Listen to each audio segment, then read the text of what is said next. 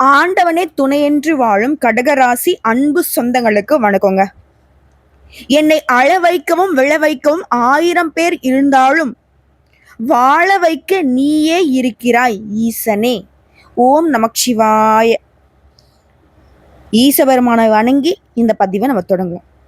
கடகராசி பொதுவே கடகராசிக்காரனா யாருங்க? எல்லாருக்கும் தெரிஞ்சது தான். எல்லாரும் மேலேயும் பாசம் வைப்போம், அதனால நாசமாகவும் போயிருப்போம்.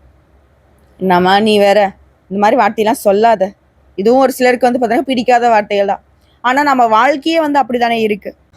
அதாவது பாசம் வைக்கிறதுனால மோசம் போனவங்க, மற்றவங்க மீது அன்பை காட்டுவதில் கடகராசி மாதிரி ஒரு ஆட்களை நீங்கள் பார்க்கவே முடியாது. சின்ன ஈயரும்பு கூட நல்லதை நினைக்கக்கூடியவங்க, ஈயரும்பு மீது கூட பாசம் வைக்கக்கூடியவங்க இவங்க தான். இவங்க எல்லார் மீதும் அன்பு காட்டுவாங்க. ஆனால் இவங்க மீது அன்பு காட்டுறதுக்கு ஒரு ஜீவன் கூட கிடையாது. எல்லாத்துக்கும் மேல கடகராசி கடந்த சில வருஷமாவே பல்வேறு துன்பங்களை பார்த்துட்டு வந்தாச்சு. எடுக்கக்கூடிய முயற்சிகள் எல்லாமே தடைகளை சந்தித்து வந்தவங்க. எடுத்த காரியங்கள் எல்லாமே தடைன்னு இப்படி தடைன்னு மட்டுமே பார்த்துட்டு இருந்த உங்களுக்கு அந்த நிலை மாறப்போகுது.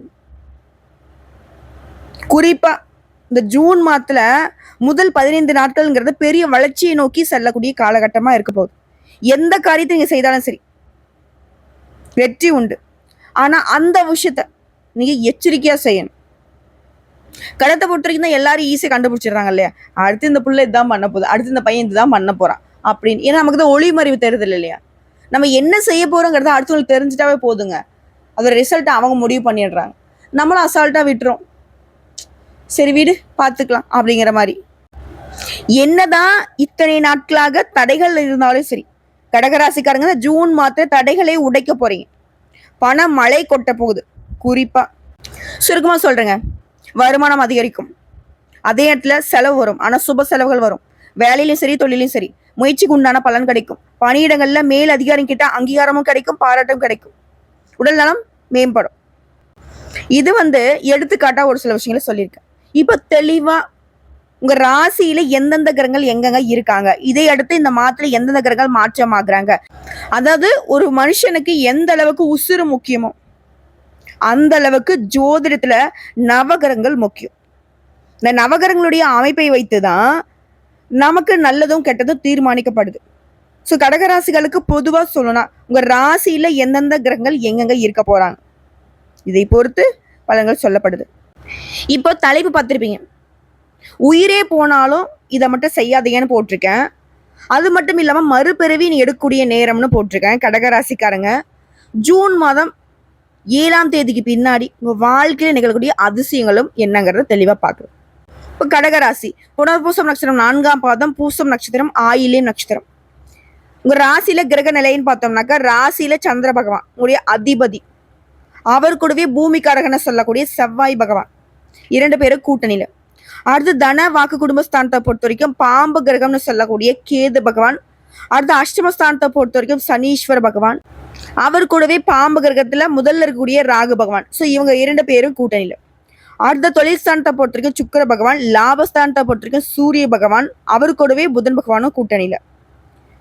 அடுத்து அயன சயன போகஸ்தானத்தை பொறுத்த வரைக்கும் தேவர்களின் குருவான குரு பகவான். ஸோ 9 நவகிரகங்கள் இப்படி வளம் வரக்கூடிய இந்த நேரத்துல கிரக மாற்றம்ங்கிறது இந்த மாதத்தை பொறுத்தவரைக்கும் 5 முறை மாற்றம் ஆகுது.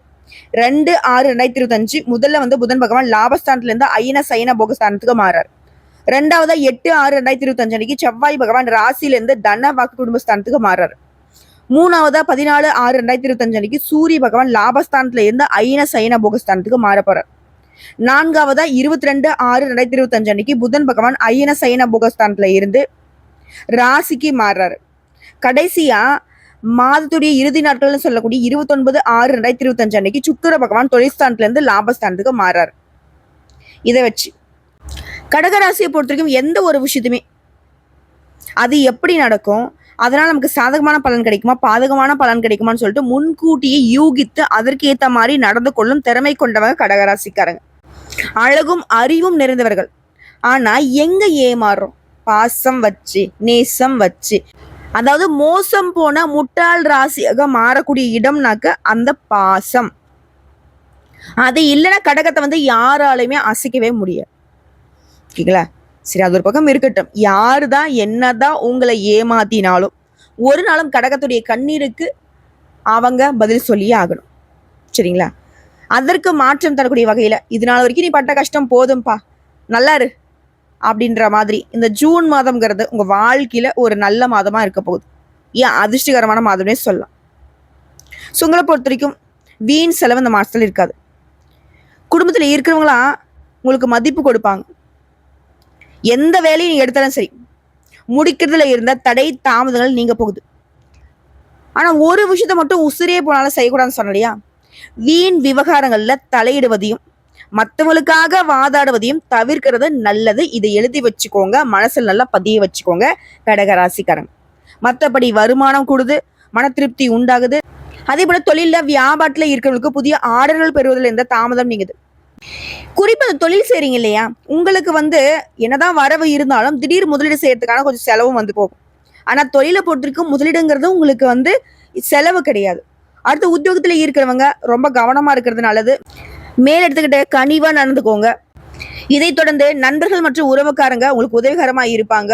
அடுத்து குடும்பத்தை பொறுத்த வரைக்கும் அனுசரிச்சு நடந்துக்கோங்க. வாழ்க்கை துணையுடைய ஆரோக்கியத்துல கவனம் வச்சுக்கோங்க. பிள்ளைகளுக்காக கொஞ்சம் அலைய வேண்டி இருக்கும். மற்றபடி மகிழ்ச்சி உண்டாகுங்க. அடுத்த குறிப்பா பெண்களுக்கு ஒரு விஷயம் சொல்றேங்க.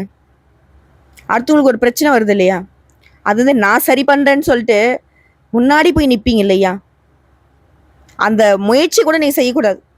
ஏன்னா அது உங்களுக்கு ஆபத்தை கொண்டு வரலாம், தேவையற்ற செலவை கொண்டு வரலாம். எந்த ஒரு விஷயத்துமே செய்யறதுக்கு முன்னாடி பல முறைக்கு யோசிச்சுக்கோங்க. கவனமா இருக்கிறது ரொம்ப நல்லது. எதுவுமே செய்யலமா, நான் அமைதியா இருக்க போறேன் அப்படின்னாலே சரி, கவனமா அலர்ட்டா இருங்க.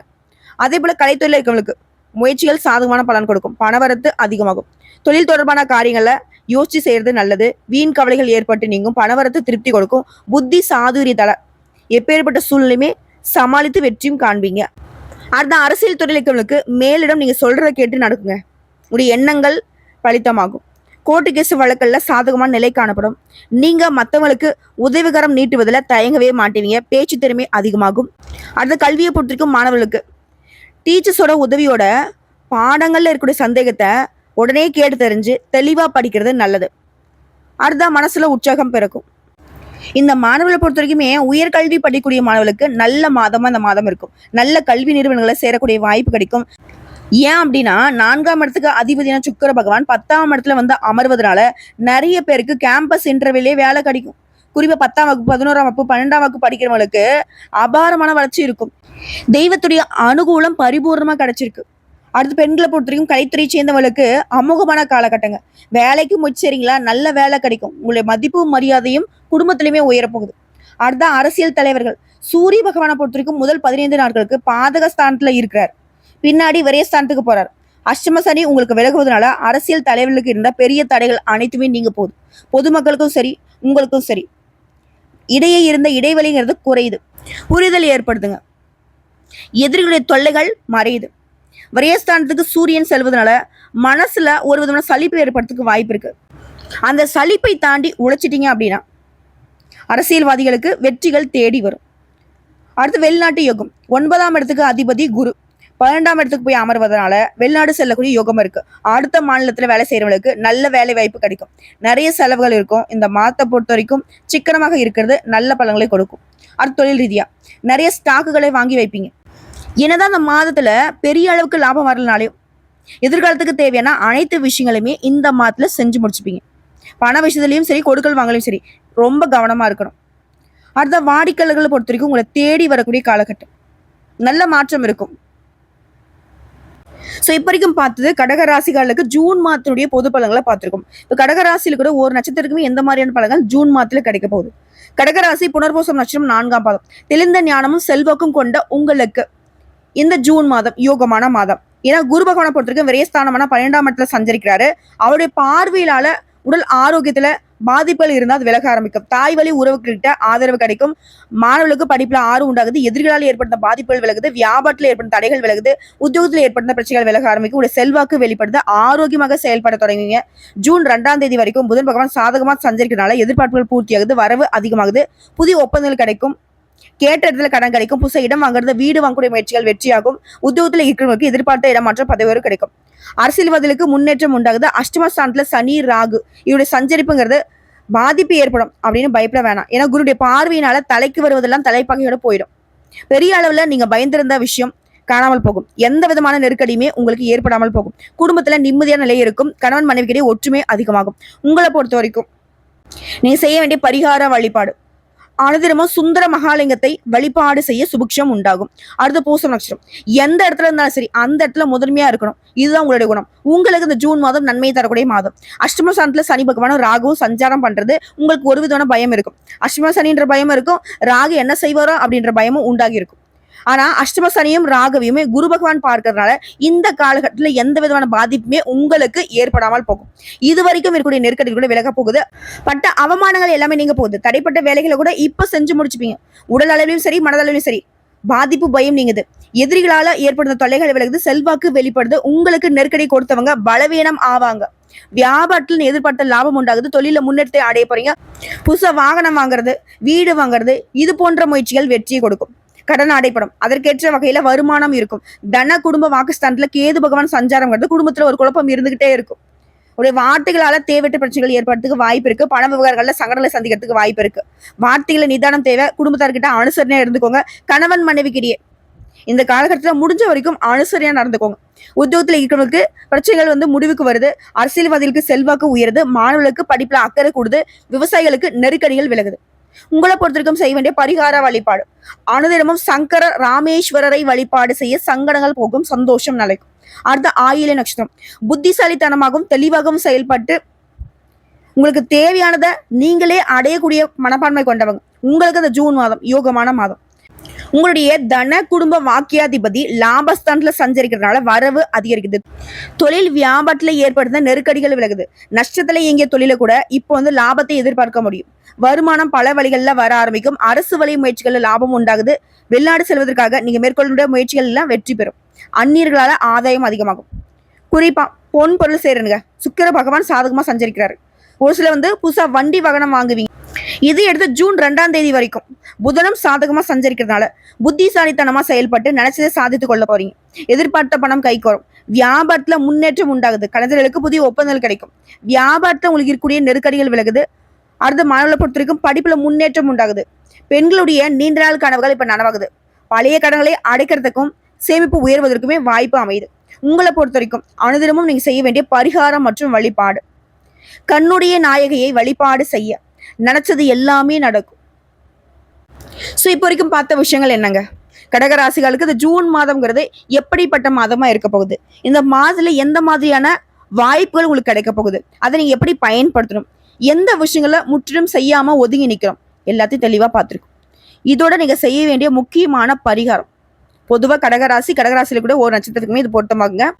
ஸ்ரீரங்கம் கோயிலுக்கு குடும்பத்தோட போயிட்டு பெருமாளையும் தாயாரையும் வழிபட்டு வருவதனால நல்ல பலன்களை அள்ளி கொடுப்பாங்க.